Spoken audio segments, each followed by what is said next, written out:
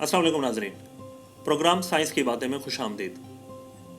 Corona virus की वबा इंसानी तारीख में खौफ और उम्मीद की एक दिलचस्प कहानी है।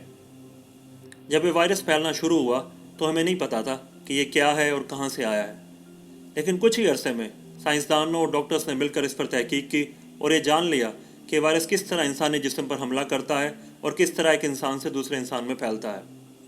यही वजह है कि हमें बहुत जल्दी मालूम हो गया कि इस वायरस से बचने के लिए हमें क्या एहतियाती तदाबीर इस्तेमाल करनी चाहिए। इस वबा के दौरान एक दूसरी बहुत बड़ी कामयाबी जो इंसानियत को हासिल हुई वो ये थी कि हमने रिकॉर्ड तेज़ी के साथ इस वायरस के खिलाफ वैक्सीन बनाई। नई टेक्नोलॉजी इस्तेमाल करके इतने कम अरसे में इतनी इफेक्टिव वैक्सीन बनाना ये साइंस की एक बहुत बड़ी कामयाबी है। जिस वक्त माहिरीन वैक्सीन पर काम कर रहे थे तो ये वायरस भी अपनी चाल चल रहा था। इसने अपने आप को मॉडिफाई किया और अपनी बेशुमार नई इकसाम बना ली।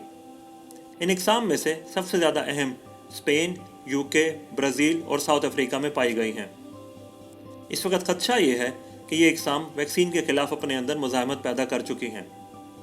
तो आज के प्रोग्राम में हम ये डिस्कस करेंगे कि कोरोना वायरस के ख़िलाफ़ जो मौजूदा वैक्सीन्स हैं वो इन नए स्ट्रेन्स के ख़िलाफ़ कितनी इफ़ेक्टिव हैं।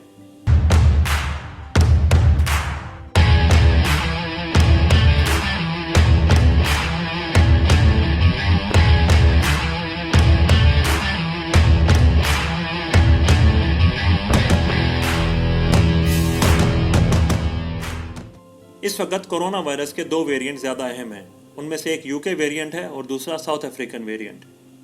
यूके वेरिएंट का नाम B117 है, जिसमें होने वाली अहम म्यूटेशन का नाम N501Y है। इस म्यूटेशन से हुआ ये है कि इस वायरस के लिए ये आसानी पैदा हो गई है कि इंसानी सेल के साथ अपने आप को अटैच कर लेता है, और यही वजह है कि इसके फैलाव की रफ्तार में 70% तक इजाफा हुआ है। और अभी इसी हफ्ते यूके के पब्लिक हेल्थ डिपार्टमेंट ने यह रिपोर्ट शाया की है जिसमें उन्होंने बताया है कि ये 30% ज़्यादा डेडली है। दूसरा अहम वेरिएंट साउथ अफ्रीकन वेरिएंट है जिसका नाम B1351 है। यूँ तो इस वेरिएंट में 6 से ज़्यादा म्यूटेशंस हैं, लेकिन इसमें से 2 ज़्यादा अहम हैं। एक म्यूटेशन तो यूके वेरिएंट वाली है जिसका नाम N501Y है, जबकि दूसरी म्यूटेशन E484K है जो ज़्यादा ख़तरनाक है। इन म्यूटेशंस की वजह से ये वायरस इंसानी सेल में आसानी से दाखिल हो जाता है और इंसानी जिस्म में इसकी मिकदार ज़्यादा होती है, और सोचा यह जा रहा है कि यह वायरस ज़्यादा शदीद बीमारी पैदा करता है। वेरिएंट से मुतल्लिक सबसे पहले फाइज़र ने तहकीक शुरू की, जहाँ उन्होंने एक एक्सपेरिमेंट किया और उसमें साबित करने की कोशिश की कि उनकी वैक्सीन यूके वेरिएंट के खिलाफ इफेक्टिव है। इस मसले को समझने के लिए फाइज़र ने भी रिसेंटली एक तहकीक की है जिसमें उन्होंने 20 लोगों के खून के सैंपल में से एंटीबॉडीज़ ली हैं जिन्हें वैक्सीन मिली हुई थी। उन्होंने इन एंटीबॉडीज़ को वायरस में होने वाली म्यूटेशन N501 के खिलाफ इस्तेमाल किया है। याद रखें कि यह म्यूटेशन यूके वेरिएंट और साउथ अफ्रीकन वेरिएंट दोनों में कॉमन है। इस तहकीक में उन्होंने देखा है कि ये एंटीबॉडीज़ वायरस के नए वेरिएंट्स को रोकने में कामयाब साबित हुई हैं। इसका मतलब ये है कि इस बात के काफ़ी चांसेस हैं कि हमारी मौजूदा वैक्सीन्स वायरस के इन वेरिएंट्स के खिलाफ काम करेंगी।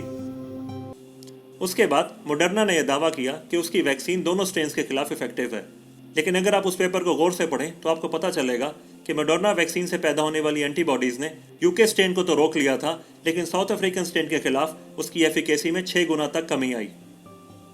लेकिन अब जो नई वैक्सीन्स आ रही हैं वो ट्रेडिशनल तरीके पर बनाई गई हैं। 28 जनवरी 2021 को नोवावैक्स ने अपने रिजल्ट शाया किए हैं, जिसमें उन्होंने दिखाया है कि उनकी वैक्सीन 89% इफेक्टिव है, जबकि साउथ अफ्रीका में इसी वैक्सीन की एफिकेसी 60% के करीब थी। इसी तरह जॉनसन एंड जॉनसन ने भी अपनी वैक्सीन लॉन्च की है। उनकी वैक्सीन की एफिकेसी जनरली 66% है, लेकिन जब इस वैक्सीन को कोरोना वायरस के नए वेरिएंट्स के खिलाफ देखा जाए तो उसकी एफिकेसी 57% है। फाइज़र की वैक्सीन और मॉडर्ना की वैक्सीन ये दोनों mRNA वैक्सीन्स हैं, और इन्होंने इन वेरिएंट्स के खिलाफ जो तजर्बे किए हैं वो लेबॉर्ट्री में किए हैं। मेरा ख्याल से ये डेटा ज़्यादा रिलायबल है क्योंकि नोवावैक्स और जॉनसन एंड जॉनसन ने जो तहकीक की है वो उस वक्त की है जब ये स्ट्रेन्स पूरी दुनिया में फैल रहे थे, और हमारे पास रियल लाइफ इंफॉर्मेशन है इन स्ट्रेन्स के बारे में। इन तमाम बातों से ये तो साबित हो गया है कि कोरोना वायरस के नए वेरिएंट्स ने इन वैक्सीन्स के खिलाफ मुज़ाहमत पैदा कर ली है। अब ये वैक्सीन बनाने वाली कंपनियों की कोशिश है कि वो इन वेरिएंट्स के खिलाफ अपनी वैक्सीन को टारगेट करें।